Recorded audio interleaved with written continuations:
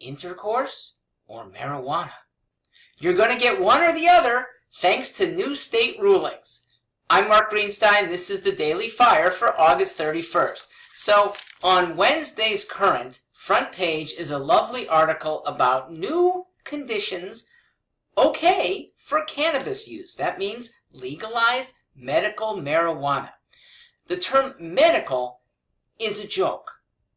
It is an ever-expanding, never really tightly codified set of things that exempt us from the restriction against having pot. Okay? They're silly. They are a gateway, not as a drug, but a gateway to people selling marijuana to people who don't need it medicinally or don't want it medicinally. It's pure recreation. It's not just a sham. It's a sign of our government's stupidity. That's what's even more embarrassing. People are going to get weed if they want to. That we go through all these machinations to legalize some things, medically legalize other things, change them along the way, is stupid.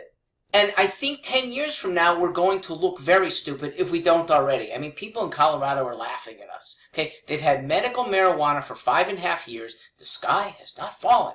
Okay, people are doing fine in Colorado. In fact, it's a state that's economically been doing great. So here are some of the new conditions that allow you to now get weed legally. For adults, the new conditions are spasticity.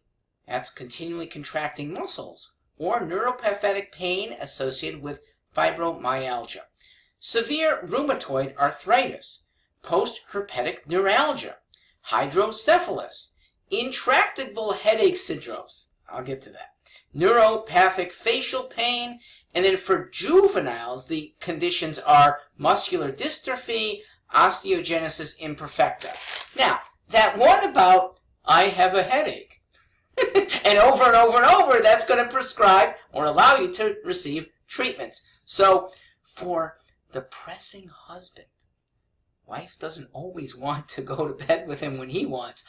Now it's a condition, I have a headache. I guess I can get a prescription for weed.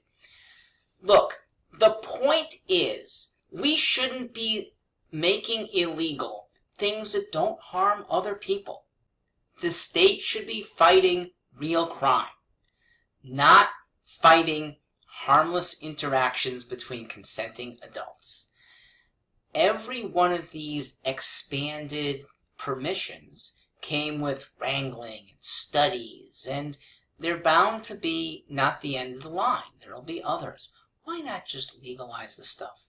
By the way, the stuff is itself subject to lots of hair splitting, especially when you get to the hard drugs. When they want to eliminate a certain manufacturer, fentanyl has 18 different strains right now, and the Connecticut state legislature has caught up with maybe 8 of them.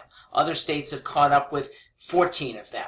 There will always be more, because the drug dealers who don't want to go to jail can then tweak the formula, have a still highly potent drug that has not been made illegal. Our drug war is thus futile. And this just made me think, we are good at fighting things when there's a moral component to it.